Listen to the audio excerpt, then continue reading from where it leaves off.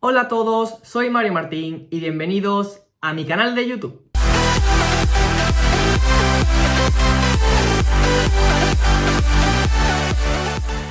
Como estáis viendo en el título, en el día de hoy vamos con el quinto episodio de mi serie El lado oscuro del fútbol, que trata sobre el ciberacoso dentro del mundo del fútbol. Hoy vamos a entrevistar a Luis Mario Millalbendiz, que es ex árbitro de segunda división y que actualmente forma parte de la plantilla VAR de segunda división. Sin lugar a dudas es una entrevista muy interesante que os recomiendo a todos verla, donde vamos a poder conocer un poquito más a fondo las figuras de los árbitros, su perspectiva y poder humanizarlos un poco más. Además es una entrevista muy importante para mi TFG, como ya os estaba comentando, que esta serie va dirigida para realizar mi TFG, que trata sobre el ciberacoso dentro del mundo del fútbol, ya que los árbitros son una de las figuras que más ciberacoso sufren. También recordaros que podéis ver la última entrevista que realizamos, que fue a Nico Rodríguez, que es el cuarto episodio de esta serie titulada El lado oscuro del fútbol, y que además hay en mi perfil una lista de reproducción creada para que veáis todos los capítulos de esta serie. Me gustaría también agradecerle a Luis Mario Millalbendiz su tiempo, su predisposición y sobre todo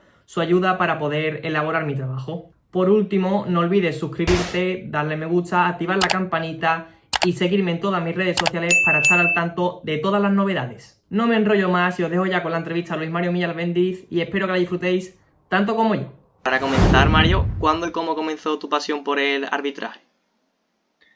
Pues mira, mi pasión por el arbitraje comenzó allá en el año 98.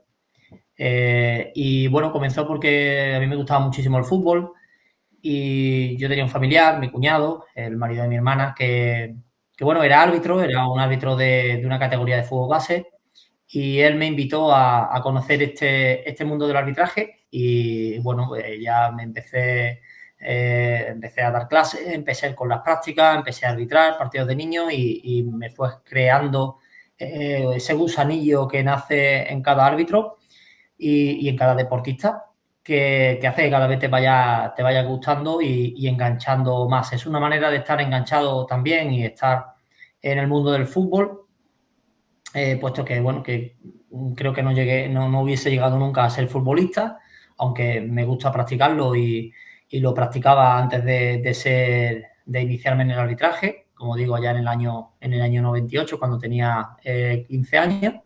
Y bueno, la verdad es que es eso, ¿no? Te inicias en el arbitraje, te inicias porque un familiar, un amigo, porque lees o viene una captación a un instituto o a un colegio y te llama la atención y entras a ver qué tal, y a partir de ahí pues nace en ti esa figura de árbitro, y poco a poco con los años pues la vas desarrollando.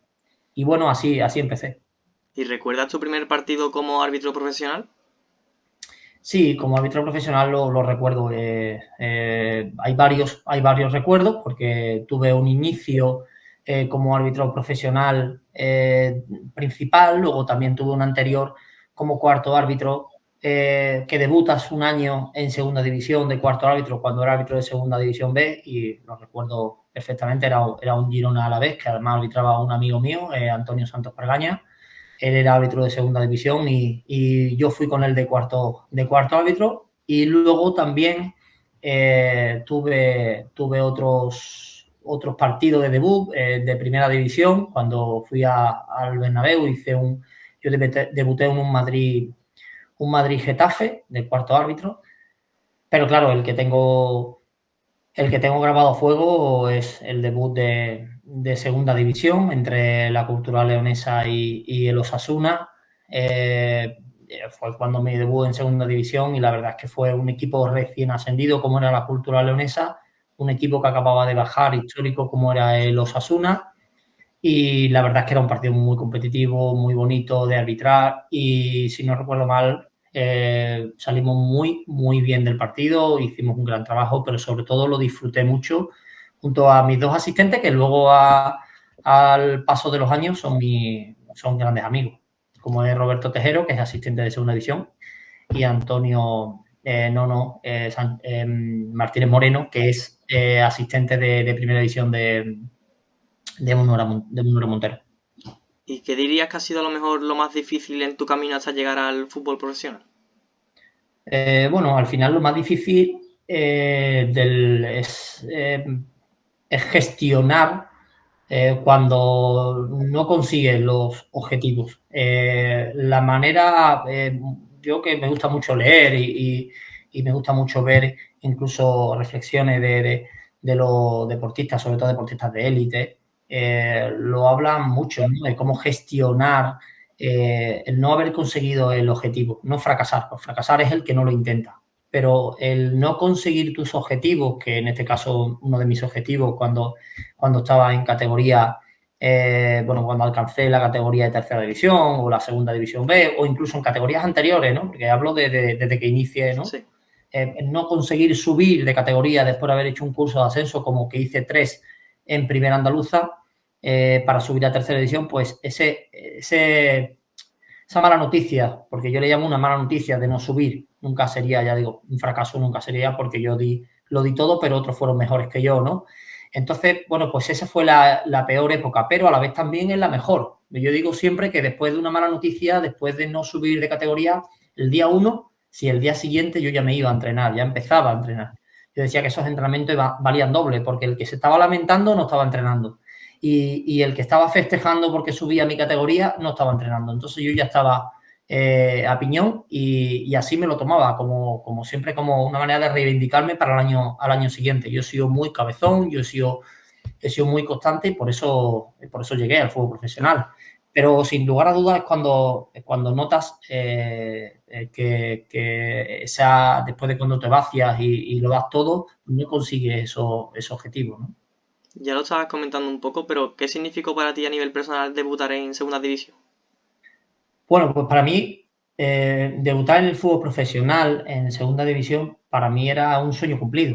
Evidentemente, cuando yo empecé en el arbitraje, jamás pensé que iba a arbitrar en el fútbol profesional. Yo siempre me marcaba una meta corta, me marcaba una meta alcanzable y me marcaba una meta que era la siguiente a la categoría en la que yo podía ostentar. Si yo arbitraba en la antigua primera regional, pues yo quería llegar a preferente. Después de preferente quería llegar a primera división andaluza. Y luego quería decir, bueno, quería alcanzar la tercera división y pitar con ya a nivel nacional, salir de Andalucía y de asistente a segunda división B. Es decir, que yo me iba marcando ese objetivos alcanzables, que yo siempre recomiendo que siempre intentemos buscar el objetivo alcanzable, porque si no nos vamos a frustrar por no conseguirlo de cara a un largo o mediano plazo. Pero ¿qué para mí era? Pues un sueño cumplido. Era algo que yo estaba viendo que cada vez podía llegar a alcanzar, que yo sabía que era muy difícil, porque no olvidemos que en el fútbol profesional hay 42 árbitros a nivel nacional, 20 en primera y 22 en segunda división. Y bueno, yo me llevé 5 temporadas en segunda división B y bueno, con constancia, con hacer bien las cosas, con confiar en mis capacidades, pues llegué a alcanzarlo. Y bueno, era recoger el fruto de todos esos años de trabajo. Yo alcancé la segunda división después de 18 años arbitrando. Es decir, 17, 18 años arbitrando y bueno, después de 7 años me retiré. Es decir, yo cumplí 25 años arbitrando en el campo, que me retiré el año pasado, Sí. un 2 de junio, en un Leganés Elche. Y yo cumplí 25 años arbitrando. Pues con 18 años arbitrando, tras 18 años arbitrando, conseguir ser árbitro profesional. Imagínate todos los pensamientos y todas las cosas que se te pasan por la Claro. cabeza y todo es agradecimiento por aquellos compañeros que han estado codo con codo conmigo. ¿Y hay a lo mejor mucha diferencia a la hora de arbitrar otros partidos como a lo mejor la Copa del Rey o unos playoffs de ascenso a primera división? Pues mira, yo he tenido la suerte de pitar bonitos partidos de Copa del Rey, sin ir más lejos, el año pasado, el último año, hice un bonito Deportivo de La Coruña Tenerife, con un Deportivo de La Coruña en primera red, pero con 20.000 personas, con una afición muy grande detrás, y el Tenerife, que te voy a decir, ¿no? Un Claro. histórico de primera división y de segunda, ¿no? Pero sí es cierto que la diferencia en el fútbol profesional es muy exigente. Es muy exigente y no te da ni para despistarte. Tienes que estar muy concentrado, tienes que estar y disfrutas de los ambientes, claro que sí, disfrutas del partido, pero cuando estás arbitrando sabes la responsabilidad que tienes entre las manos y bueno, hay diferencia, el fútbol es más veloz, las categorías están por algo y yo sobre todo hago hincapié en que el fútbol es más veloz, los jugadores piensan más rápido, ejecutan más rápido y ejecutan mejor. Entonces tú tienes que estar preparado para todo ello, ¿no? Y bueno, sí noté la diferencia, la noté y para bien, y bueno, pudimos adaptarnos bien a la categoría. Cuando llegas partidos que se juegan mucho, no solo ya un partido de playoff o derbis como yo he hecho, ¿no? He hecho derbis asturianos, derbis canarios, pero también recuerdo algún partido a final de temporada, como fue aquel un Oviedo Rayo Majadahonda, que se jugaba el descenso del Rayo Majadahonda y era esa jornada de transistores, ¿no? Pues todo eso lo llevan una responsabilidad muy grande y los árbitros, bueno, pues cuando firmamos abajo en queremos ser árbitros, sabemos que eso va dentro de nuestro haber. Y hasta el día de hoy, ¿cuál dirías que ha sido el partido que ha estado más nervioso o que recuerdas con más emoción? Bueno, yo nunca me encontraba nervioso en los partidos. Yo notaba la responsabilidad de los partidos. Yo notaba, bueno, la tensión del partido. Pero nunca sentí ese nerviosismo de los partidos, ¿no? Evidentemente, esa cosita que te entra y que tienes ese hormigueo en el estómago, ese lo tienes, pues bueno, en tu debut, en mi debut de segunda división. Los primeros 5 minutos fueron de cierto nerviosismo, pero sobre todo porque era algo nuevo, era algo que tú estabas acostumbrado a hacer de cuarto árbitro, pero oye, ahora eras tú el jefe del equipo, con tus dos asistentes, con tu cuarto árbitro, y ahí es donde tenías que rendir, ¿no? Y bueno, pues sí es verdad que era otra historia. Y ahí es donde sí pude tener, pero normalmente yo canalizaba todo eso que se vivía en el ambiente, lo canalizaba para estar concentrado en los partidos, sobre todo. ¿Y te has quedado a lo mejor con esa espinita de no haber podido debutar en primera división? Sí, por supuesto. Eso es el que diga que ha estado como yo, que he estado a punto de subir a primera división, pues porque bueno, he pitado 2 partidos de playoff. Normalmente los árbitros que pitan partidos de playoff son los seleccionados para subir, incluso quedé suplente para subir a primera división. Claro que me he quedado con esa espinita, pero bueno, al final creo que las circunstancias que hicieron que yo subiese a segunda división, pues esas mismas circunstancias que rodea el arbitraje, como es, por ejemplo, pues mi situación, ¿no? Había compañeros árbitros andaluces en primera división y había equipos andaluces en primera división. Por lo tanto, es que si nosotros no podemos pitar los árbitros andaluces, pues no puede haber overbooking andaluz en primera división. Y bueno, pues esperar mi momento, luego pasó el momento y bueno, pues esas son las llamadas circunstancias que yo le llamo, que no se dieron para subir a primera división, pero bueno, no con ello, nunca me voy a ir con rencor hacia el arbitraje, jamás. El arbitraje me ha dado mucho y me voy siempre feliz y contento por todo lo que me ha aportado. Hay un tema que tiene mucho desconocimiento la gente y es cómo son los entrenamientos semanales de un árbitro profesional. Pues mira, un árbitro profesional entrena 5 días a la semana. Ojo, muy similar a los árbitros semiprofesional. Segunda ref, tercera ref o incluso primera ref, ¿no? Que es una categoría semiprofesional. El nivel de exigencia es muy alto en el fútbol y por ende tienes que entrenar para ello.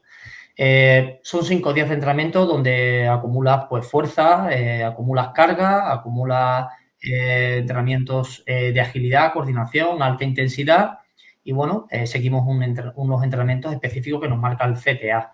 A partir de ahí, en función de cuándo arbitras y cuándo no arbitras, igual que los equipos, pues administramos esas cargas y el momento de temporada. Evidentemente no es lo mismo al inicio de la campaña, donde metemos más carga, que donde ya al final de temporada, que lo que hacemos es mantener para acabar con la mayor frescura posible. Y al final, cuando un árbitro está físicamente bien en el campo, el oxígeno llega a la mente para tomar decisiones. Si un árbitro va asfixiado en el terreno de juego y está agotado porque el ritmo le pasa por encima, no tiene la capacidad total de poder tomar decisiones. Ojo, y luego eso no quiere decir que acierte, puede Claro. equivocarse y puede acertar, pero al menos está, digamos, preparado para tomar la mejor decisión posible en función a su posicionamiento y a lo que haya podido visualizar o la interpretación de la norma. ¿Y realizáis también a lo mejor algún tipo de análisis previo dependiendo del equipo o algún jugador en concreto que vayas a arbitrar?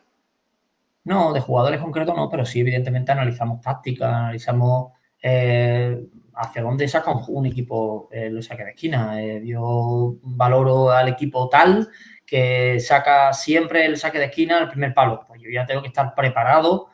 Quiere decir que nunca se la echa al segundo palo y que ese día lo hace y marca gol. Sí, puede ocurrir. Pero igual que hacen los equipos, nosotros también preparamos estrategias.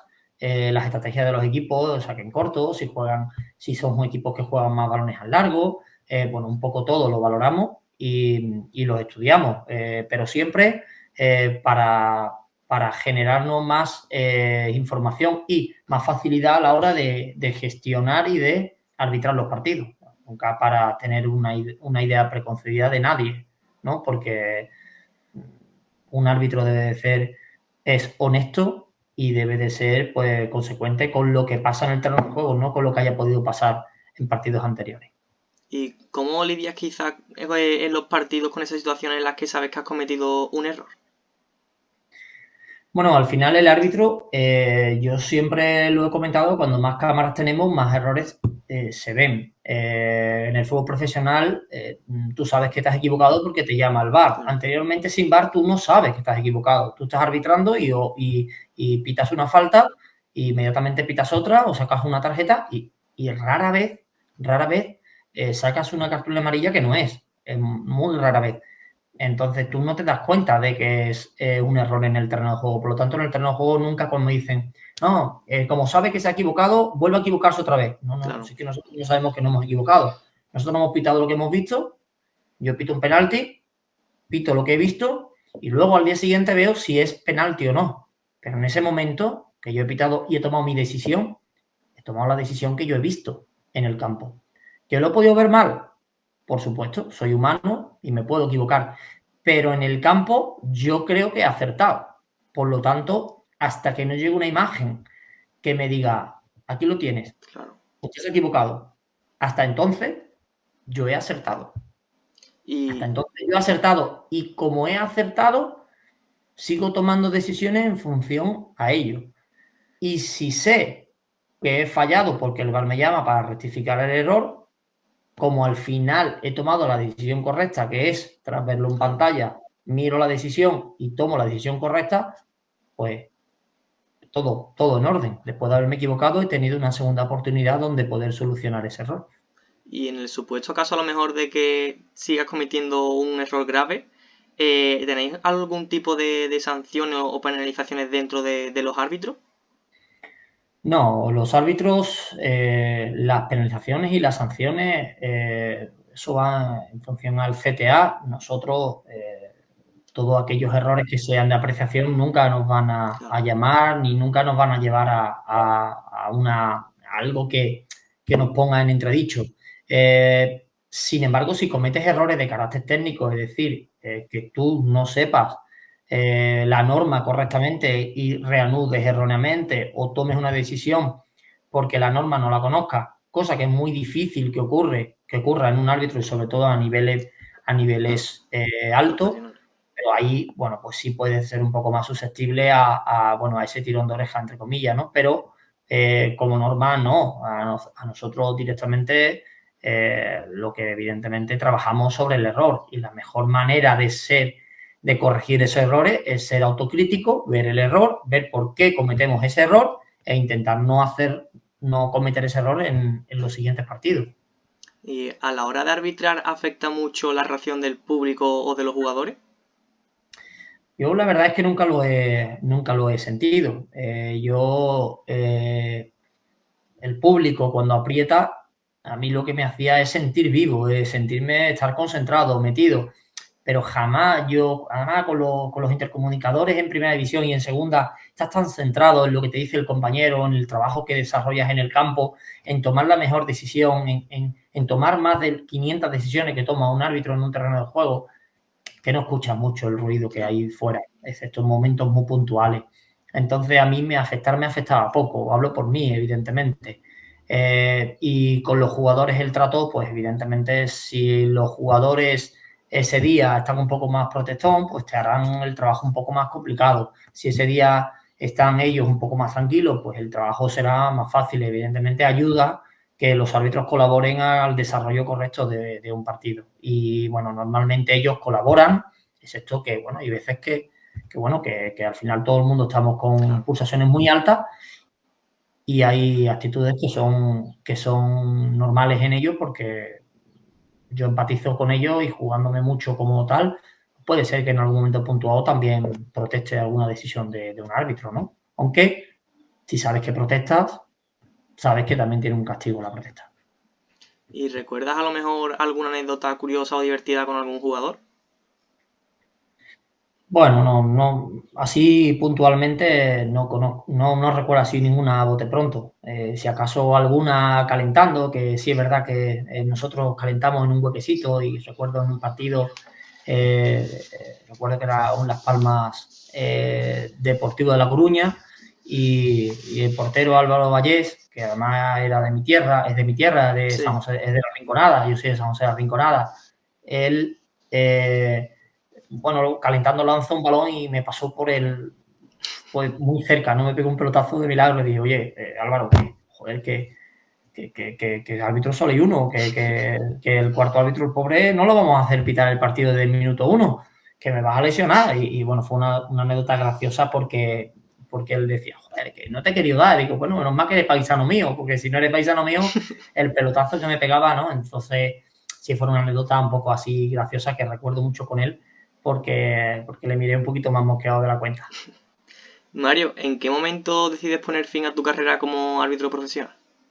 Pues mira, como árbitro profesional todavía no la he puesto. Es decir, Claro. como árbitro de campo sí, porque cumplí 41 años el año pasado. Y bueno, pues había que retirarme, o sea, me iba a retirar por la edad, ¿no?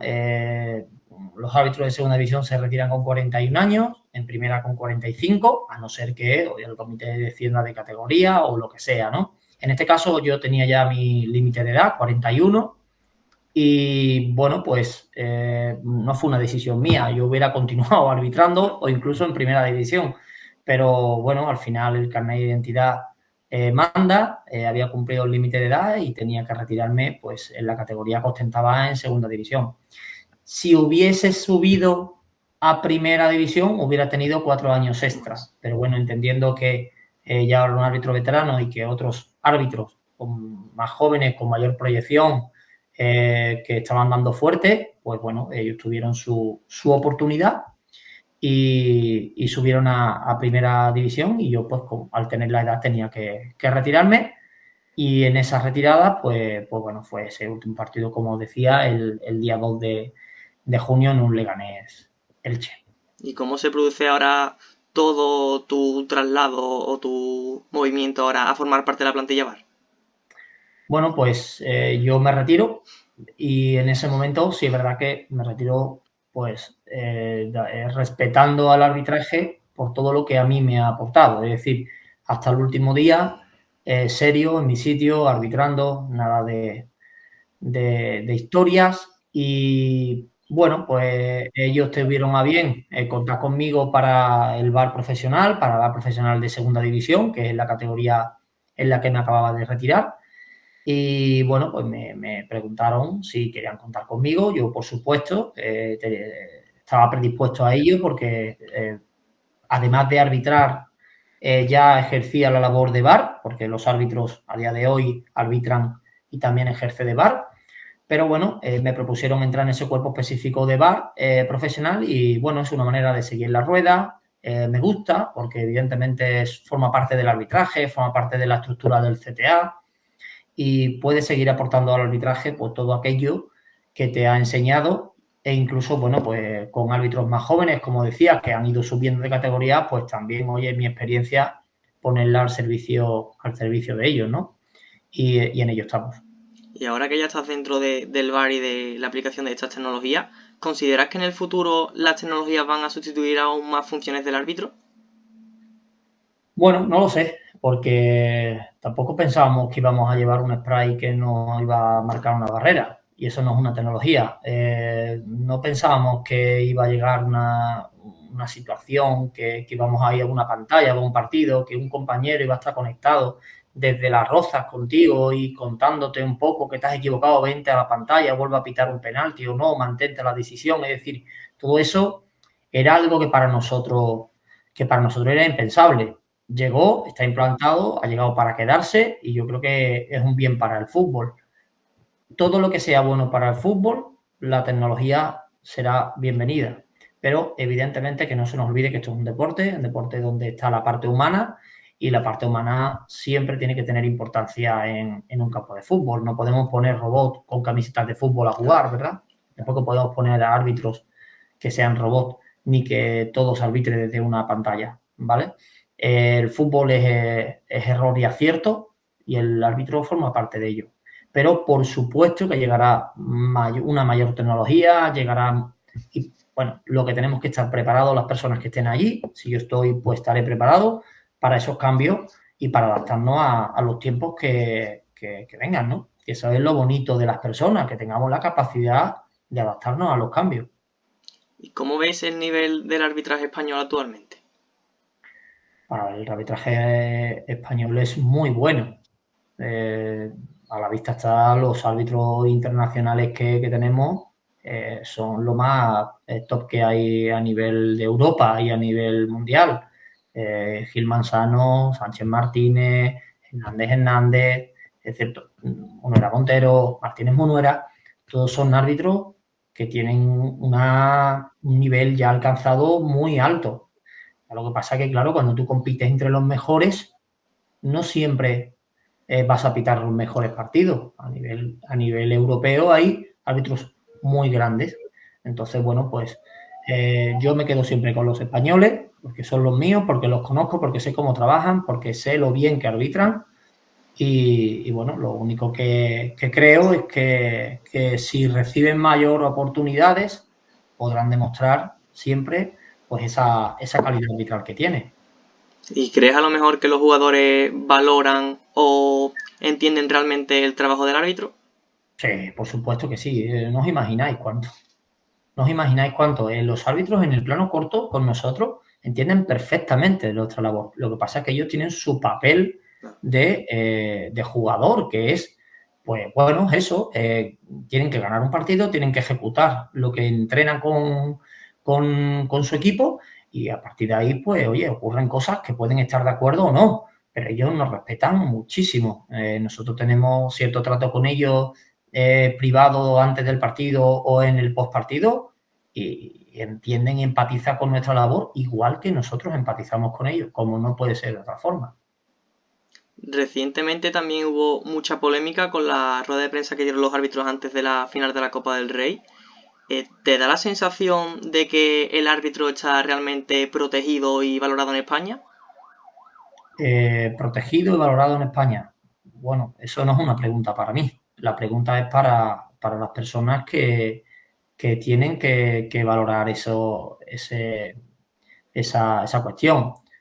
Yo me he sentido respetado, protegido, a mí nunca me ha pasado nada. Yo voy tranquilamente por el aeropuerto, por la estación, y nunca me ha pasado absolutamente nada. Nadie me ha insultado, nadie me ha dicho nada. Por lo tanto, lo que pasa es que lo que ocurre por redes, lo que ocurre por una serie de cuestiones que no podemos controlar, o al menos nosotros no podemos controlarlo, pues no podemos, lo que no podemos controlar, no podemos desgastarnos en ello. Yo me siento protegido, yo me siento seguro, yo me siento bien.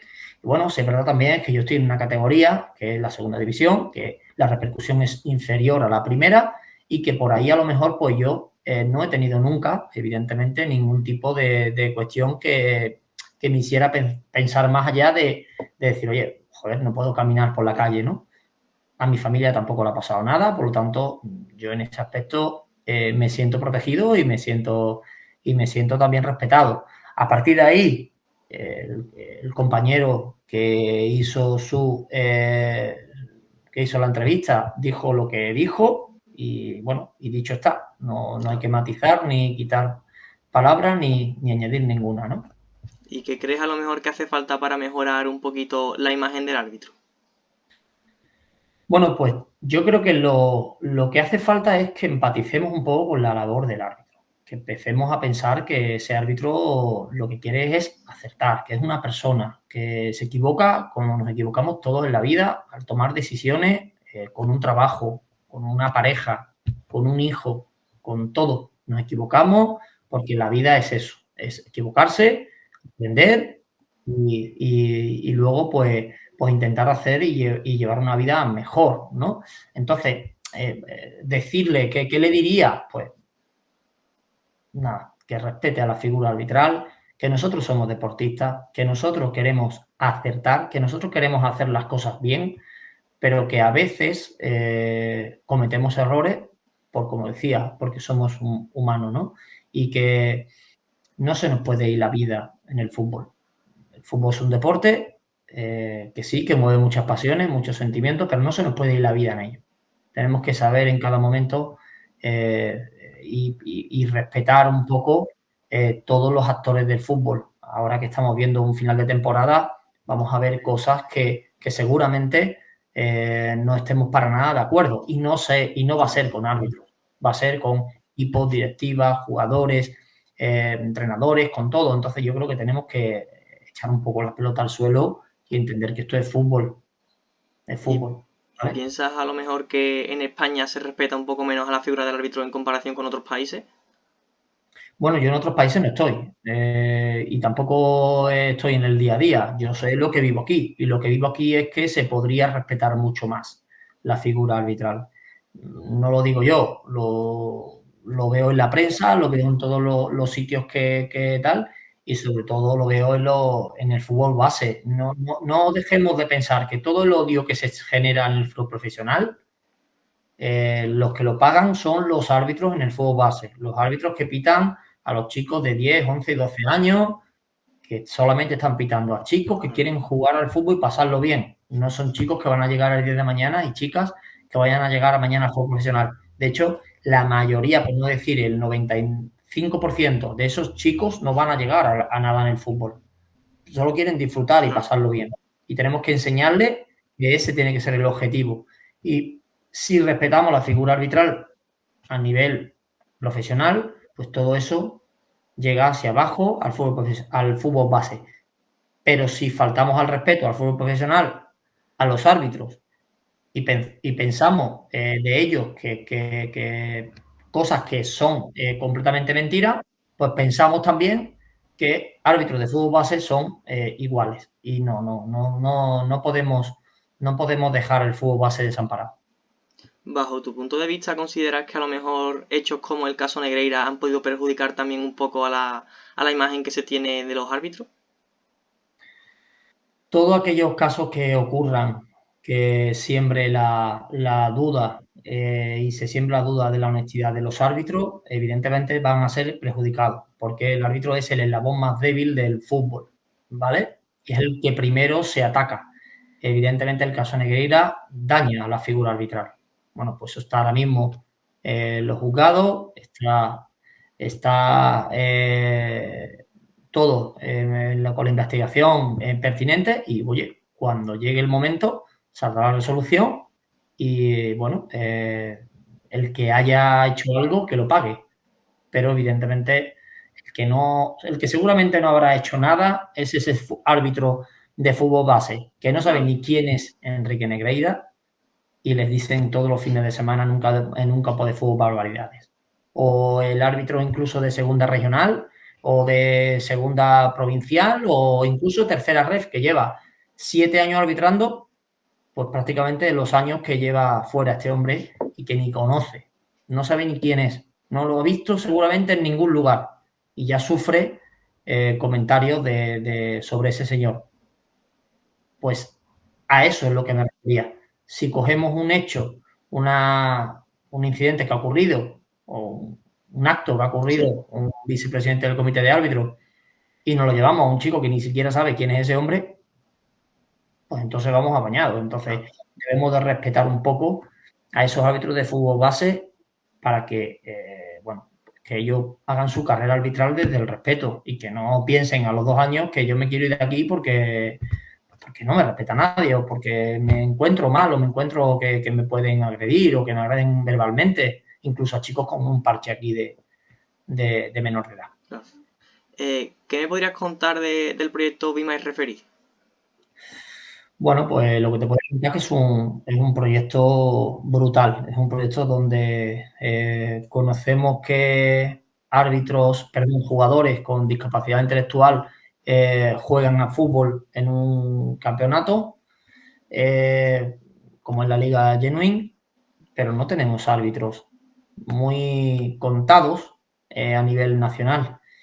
Y bueno, es un proyecto donde queremos que los árbitros con discapacidad, las personas con discapacidad intelectual, que puedan ser árbitros y árbitras y que puedan no solo ya arbitrar a chicos con discapacidad, es decir, a aquellos que juegan en la Liga Genuine o ligas inclusivas, como es la Federación Andaluza organiza, sino que además también puedan arbitrar categorías de fútbol base pues mediante una manera que dentro de poco sacaremos, que es un arbitraje pues, con ayuda, ¿no? Porque al final tienes que empezar con cierta ayuda, pero es un proyecto brutal. Empiezas a tocar a personas que te enseñan de verdad lo que es ese cariño entrañable que te da el deporte, que te dan las personas, que son personas que te miran y no te piden nada.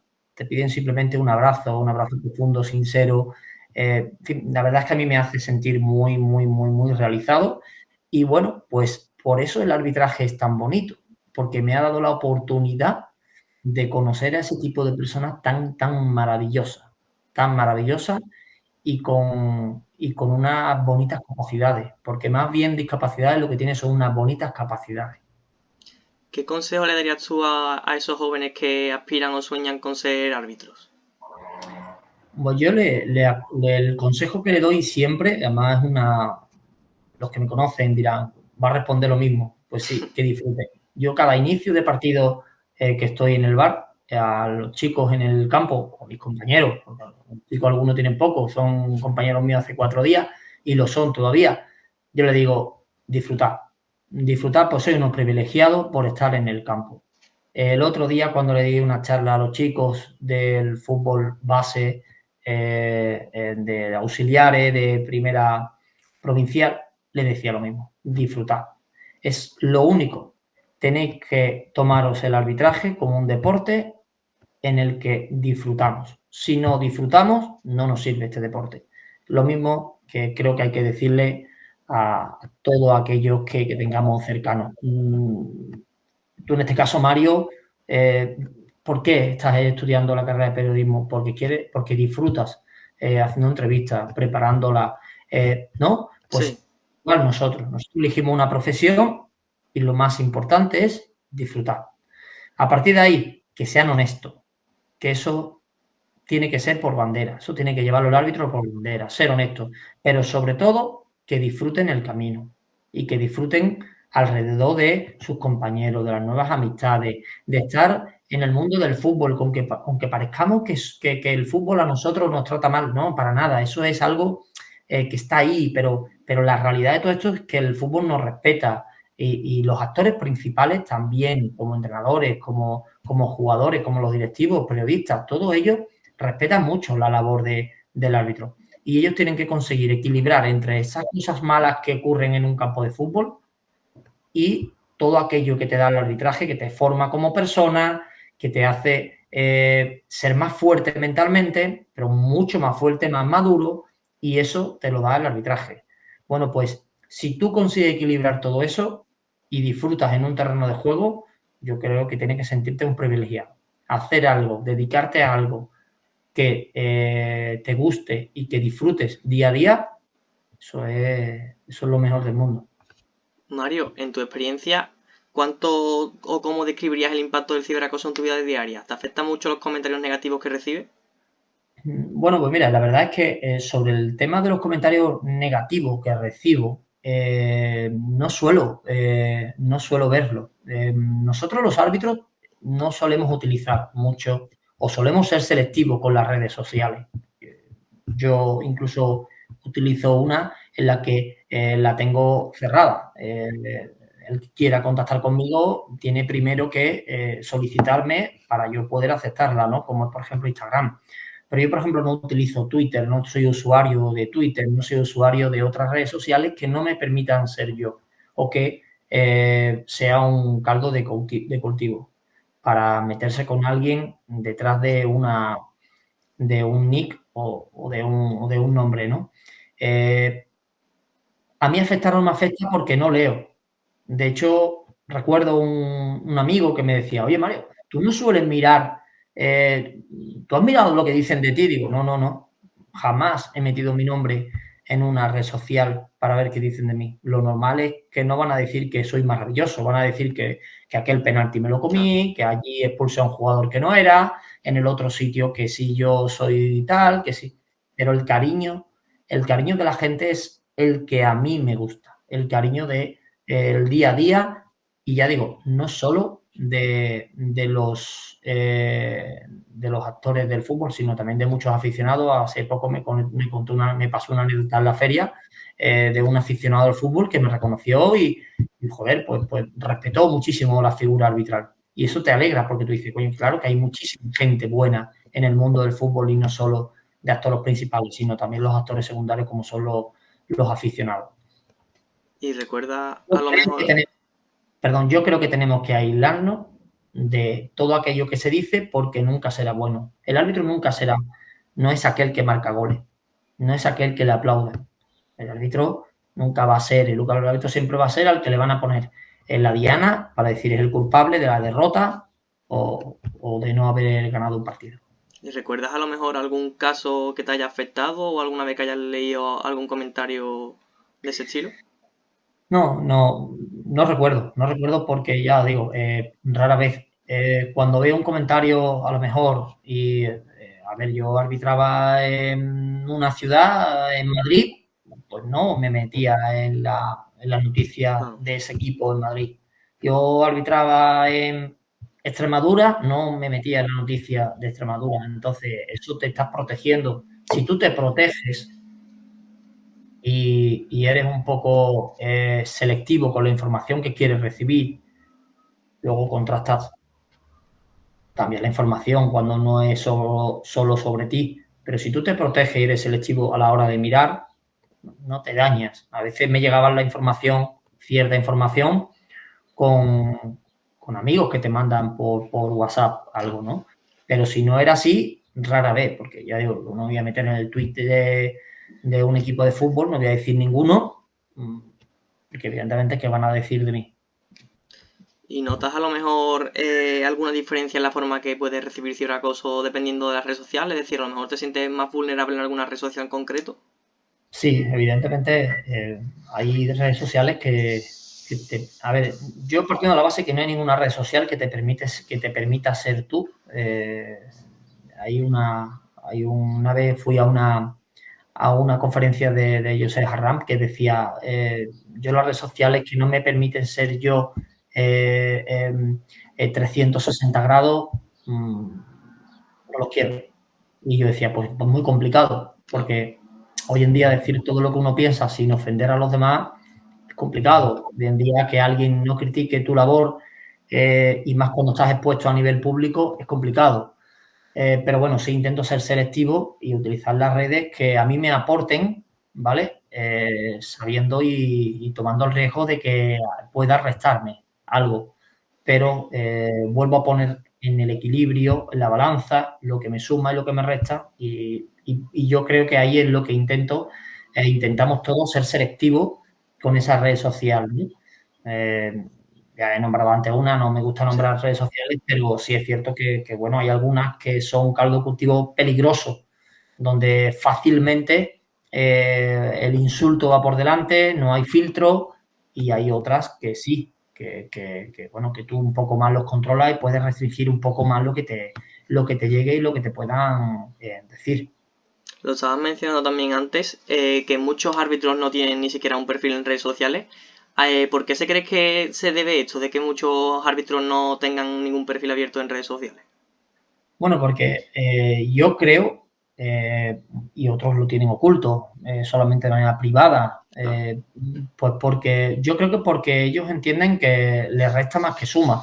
Al final es algo que cada uno toma la decisión que estime conveniente, pero porque ellos entienden que estar en una red social se van a exponer más de lo que ya en un campo de fútbol uno se expone.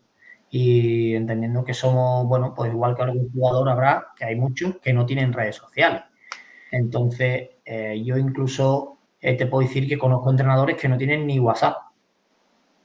Entonces, ellos no quieren tener algo externo que puedan perjudicarle o en un momento determinado incluso pues hacerle sentir mal, ¿no? Bueno, pues lo que no te suma te resta, deciden no tenerlo. Yo en este caso, como conmigo evidentemente nadie ha sido irrespetuoso todavía, y el que lo sea, pues ya os digo que no volverá a serlo, que lo elimino y fuera.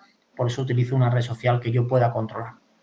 Pero por ese motivo, porque se autoprotegen sabiendo que si yo no lo tengo, sé que no me llega la información. Como decía, si yo no me meto en una red social y pongo mi nombre, pues sé que no va a salir 35 comentarios, 80, 200, 500 o 1000 sobre una labor que yo hice en el partido tal.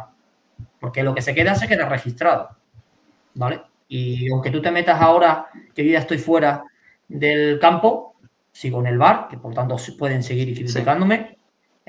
Si tú te metes, incluso salen partidos míos que a lo mejor de hace 5 años que arbitré y todavía quedan allí escritos esos comentarios de mi persona.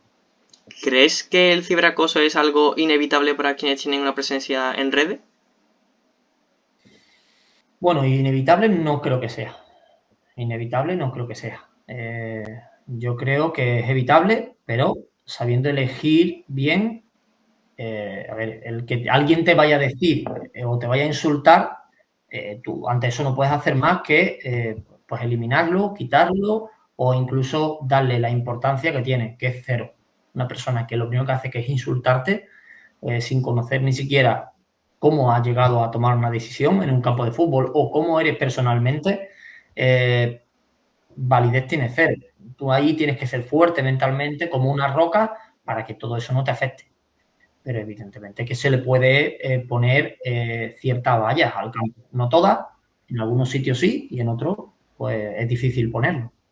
¿Piensas quizá que el ciberacoso se ha normalizado porque las personas se esperan que por el simple hecho de ser figuras públicas tenéis que aguantar el ciberacoso?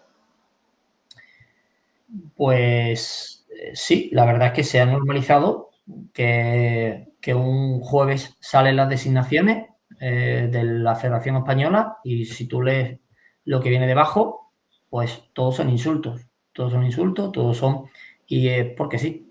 Entonces, nadie atiende de que tengamos familia, bueno, de que hay que tener un respeto, de que todavía no se ha jugado ni ese partido, que puedes haberte equivocado en el partido anterior, que le hiciste a su equipo, pero oye, pues es que en este ahora aciertes, ¿no? ¿Qué pasa? Ya te estás equivocado de por vida y las malas intenciones están ahí de que lo haces queriendo. ¿Pero qué queriendo? ¿Qué problema tengo yo con los equipos? Ninguno. Todo lo contrario. Entonces, yo creo que sí que se está normalizando. Y claro, si se normaliza algo malo, pues todo lo que se normalice que sea malo, pues vamos a peor. E ir a peor, ¿qué significa? Pues que cada vez se genera más violencia y se genera mayor crispación. En este caso, estamos hablando hacia la figura arbitral. Puede ocurrir igual hacia la figura de un jugador de fútbol, a un entrenador, a un dirigente o a un periodista, porque ellos entiendan que sea de un equipo u otro, ¿vale? Hablando siempre en el mundo del fútbol. ¿Y has notado a lo mejor un aumento de ciberacoso a lo largo de tu carrera o cuando arbitras algún equipo en concreto? No, el momento que sube las noticias sobre mí es cuando subo al fútbol profesional a segunda división. Y si el día de mañana, en vez de estar en segunda, estoy en primera división de bar, pues otro poco más. Al final, conforme llegas un poco más a la élite, estás más expuesto.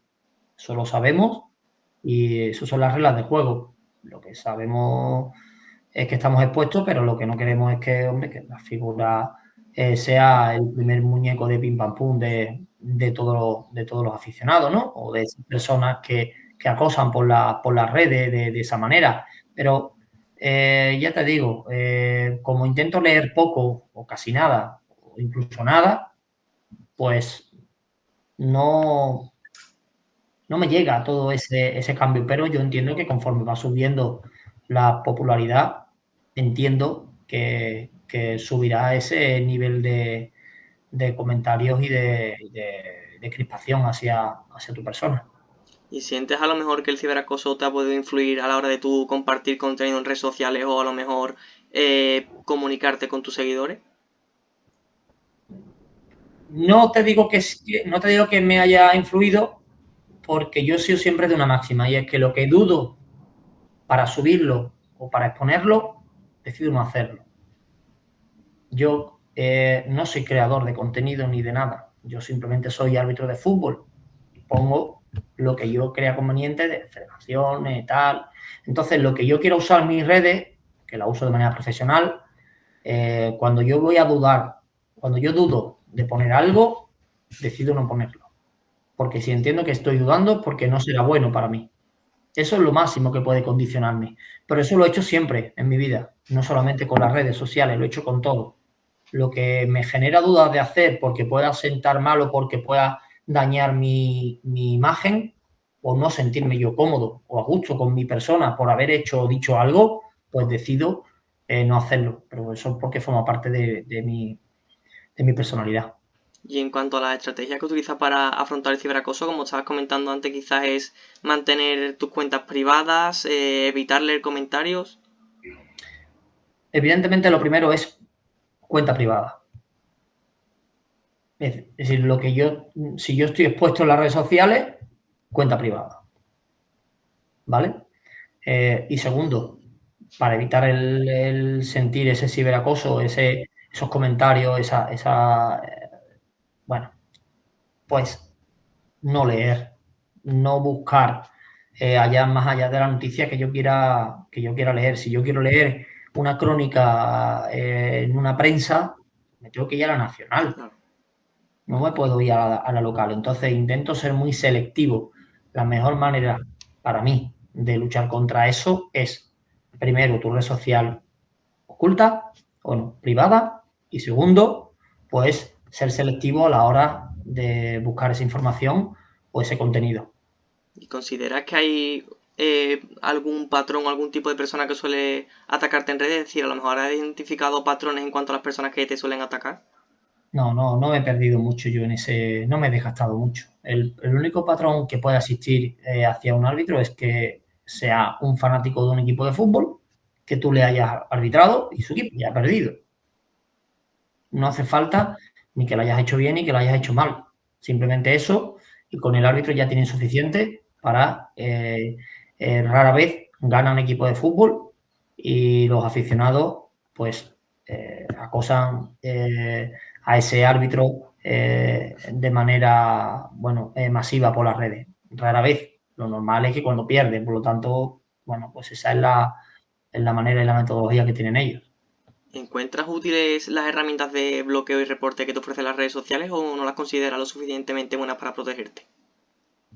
Es una pena que tengas que estar bloqueando y tengas que estar así con muchas personas, ¿no? Pero sí, ahora mismo es la única manera, y yo ya te digo, como llevo con redes sociales aproximadamente año y medio, tampoco llevo mucho tiempo, pues tampoco me ha pasado tantas cosas. Pero sí es cierto que lo poquito que me ha podido pasar, pues simplemente poniendo privada alguna publicación ya ha hecho que no vaya más, ¿no? Yo tengo una experiencia después de un partido de fútbol de Munuera Montero, donde recibió muchísima crítica. Como yo tenía una publicación con él compartida por una red social, por Instagram, él recibía muchísimos insultos. Fue brutal, que fue cuando ocurrió aquello de que tuvo que recibir muchísimo acoso por parte de las redes, e incluso en su propia red, porque él tenía esa red abierta. Bueno, pues tuvimos que poner privada porque inmediatamente pues nos llegaba todos los insultos y una publicación que tenía 30 comentarios pasó a tener 300 en 10 minutos. ¿Fue durante el caso este de Bellingham que lo expulsaron contra los Osasuna o fue Sí. otro partido?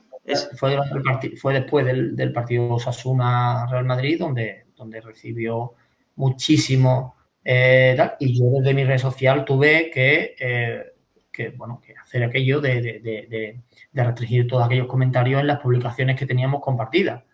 Porque, claro, todo lo que le llegaba a él me llegaba a mí. Claro. Y bueno, pues eso es desagradable, tener que estar, primero porque ves que te está llegando cosas que no te gustan. Y segundo, porque entiendes que esto es fútbol, que es deporte, y que puedes acertar y equivocarte. Pero que lo hay que respetar. Oye, que el árbitro es un juez, que yo creo que es el único juez que no se respeta al árbitro de un equipo de fútbol, porque luego va a otros deportes y la mayoría lo respetan. ¿Y alguna vez has sentido que el ciberacoso te ha afectado a tu motivación, ganas de seguir compartiendo contenido en redes sociales o incluso a tu bienestar emocional? No. Yo vuelvo a repetir, mi máxima es lo que tengo duda de publicar, no lo publico. Y entonces, pues a mí no me va a decir, yo entiendo que estas personas que hacen eso, quieren conseguir coaccionar un poco más a la persona. Y a mí no me van a coaccionar. Lo único que van a provocar es ser más restrictivo,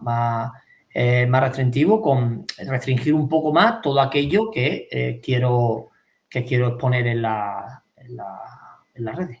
¿No te has planteado nunca acudir a ningún profesional ni nada por el estilo, por el ciberacoso? No me hace falta, no me hace falta. Vuelvo a repetir, he sido selectivo, no me ha dañado, he estado tranquilo. No. Y además es que no hace daño quien quiere, sino quien puede. Y eso es importante, ser fuerte mentalmente para afrontar todo, la crítica. Claro. Crítica destructiva, también hay que afrontarla. También hay que luchar contra ella. Y hay que estar fuerte para que como te llegue la crítica, rebote y salga hacia afuera. Tú tienes que estar fuerte, como una roca. Y las personas que estamos expuestas en el fútbol profesional o en el deporte profesional tenemos que estar así. Si no estamos preparados para ello, entonces sí, recomiendo tener una ayuda psicológica, que no pasa absolutamente nada. De hecho, es hasta necesaria. Pero yo no lo he necesitado por estas cuestiones, por otras, pues sí, a lo mejor lo he necesitado, pero por estas no me ha hecho falta. ¿Y alguna vez has considerado alejarte de las redes sociales? Bueno, es un canal de información también, ¿no? Es complicado alejarte porque también quieres estar informado de lo que pasa, ¿no? No considero de que hay que estar alejado, simplemente hay que elegir bien. ¿Y crees a lo mejor que las plataformas o las redes sociales hacen lo suficientemente bien su trabajo para proteger a los usuarios? Nah, evidentemente no. Deberían de crear mecanismos para mejorar y para restringir y para incluso ir contra aquellas personas que generen un odio ya un poco fuera de lo normal que se genera a través de ahí. Como decía, hay redes sociales que es un caldo cautivo y que es una caza de brujas y que hay que intentar, pues, bueno, saberla utilizar bien y que te afecte lo menos posible. Pero también los que mandan, o los creadores de esas redes deberían de poner restricciones para que no se pueda decir todo lo que uno le da la gana. ¿Qué medidas te gustarían a lo mejor que implementasen? Muchas personas a las que he entrevistado hablan de poner un DNI para abrirse una cuenta.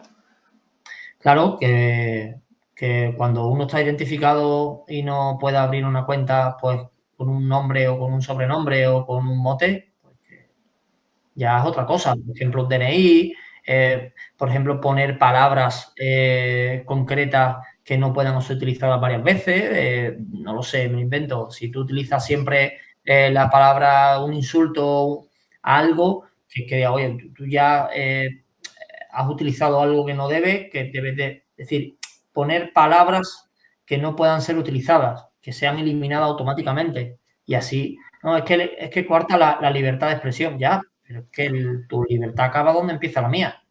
Tu libertad no es decirme a mí todo lo que piensas, porque yo también tengo una libertad que es no tener que estar escuchando todo lo que tú sueltas por la boca o en este caso por un chat o por un teléfono. ¿Y crees también, como estabas diciendo antes, que se deberían aplicar medidas más estrictas? ¿Sanciones más estrictas? Sanciones más estrictas, sí, por supuesto. Es decir, pero a nivel total, a nivel de la sociedad en sí. Yo creo que no, yo ya no hablo a nivel arbitral o a nivel futbolístico o a nivel de deporte, a nivel social. Creo que estamos entrando en una dinámica que aquí todo el mundo dice lo que le da la gana, como le da la gana y de muy mala manera. Y yo creo que el respeto tiene que estar por delante a todo y la empatía que se ha perdido un poco ese respeto y esa empatía por las personas, ¿no? ¿Y qué tipo Y de sobre todo sanciones a las lo mejor, públicas en este caso. qué tipo de sanciones a lo mejor podrían ser efectivas? Pues no lo sé, no lo sé. Ahí yo me pierdo un poco, la verdad. Pero evidentemente hay que poner medios primero para evitarlo. Y una vez que los medios que tú intentas poner para que no ocurra se lo salten, pues tendrás que poner pues sanciones ejemplares. No sabría decir, pero Claro. unas sanciones ejemplares que al menos la persona que ha cometido ese delito, pues que se lo piense, porque no olvidemos que el ciberacoso es un delito. ¿Y crees a lo mejor también que el anonimato en redes también contribuye mucho al aumento del ciberacoso? Sí, sí, sí, sin lugar a dudas, sin lugar a dudas. Cuando tú estás escondido detrás de un aparato tecnológico, de un móvil, de un ordenador y puedes decir lo que te da la gana en un momento y nadie va a saber quién eres y ya está. No hay filtro. Cuando no hay filtro, tú puedes escribir y decir lo que te da la gana. Y si encima no eres empático con la persona que le está recibiendo esa información, por lo tanto, intenta dañar, además con malicia. Por lo tanto, se reúnen unos condicionantes muy Claro. peligrosos ese anonimato. ¿Consideras también que a lo mejor los futbolistas o los árbitros están más expuestos al ciberacoso que otros perfiles públicos? Sí, sí, no, todo lo que sea el deporte genera mueve unas emociones, la pasión, esa pasión por el deporte, por todo aquello que el árbitro un deportista o un jugador de fútbol recibe es por dedicarte a una profesión, no es porque conozcan a las personas, ¿vale? Y bueno, como mueve pasiones y como mueve, bueno, pues unos sentimientos y tal, pues hace que la gente pierda un poco más la cabeza. Y por último, Mario, ¿qué consejo le darías tú a esos jóvenes que están sufriendo ciberacoso que pueden llegar a sufrirlo en el futuro? Lo primero es que se aporten, que se ayuden con la familia. Ellos tienen que pedir ayuda, ¿vale? Ayuda psicológica, ayuda de un profesional, lo que sea, pero sobre todo tienen que contar con su familia, ¿vale?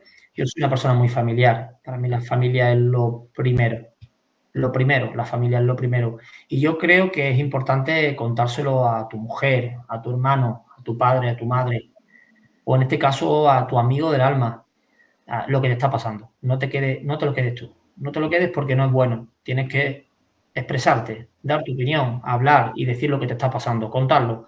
Porque a lo mejor tú no ves salida y alguien que tú no pienses que te pueda dar una ayuda, encuentra ese clic que tú decides tocar y cambia la manera de entender todo lo que te puede llegar a afectar o no y sales de ese laberinto que tú entiendes que no tiene salida. Por lo tanto, yo el único consejo que le diría es que lo cuenten con su familia, que cuenten con las personas que más te quieren, que son los que siempre, siempre van a estar contigo y van a querer lo mejor para ti. En este caso, pues si son jóvenes con tus padres, con tu pareja, si te cuesta, o ya te digo, con tu propio hermano mayor o quien sea, pero que lo cuente y si no tienen la capacidad esas personas de ayudarte, seguro que te van a recomendar una ayuda profesional, que si te afecta mucho, y entiendes que no hay salida y que no te encuentras a gusto con lo que te está pasando, pues muy necesaria esa ayuda profesional de la cual yo invito a que tiren de ella porque te hará sentir mejor, seguro, vamos, porque a todos, cuando nos ha hecho falta esa ayuda profesional, te das cuenta que te hace entender cosas que antes no llegabas a alcanzar. Pues eso sería todo, Mario. Muchísimas gracias por tu tiempo, por tu ayuda y sobre todo por tu predisposición para ayudarme a realizar mi trabajo. Nada, nada que agradecer. Como decía un amigo mío, se agradece a los desconocidos. Y tú ya no eres un desconocido para mí. Así que nada, que me alegro de este ratito, que lo que te haga falta, sabes dónde estoy. Ya estamos en contacto y a partir de ahí que te vaya muy bien y ya te seguiré para ver que vaya ya pues para arriba con tu carrera de periodismo, ¿vale?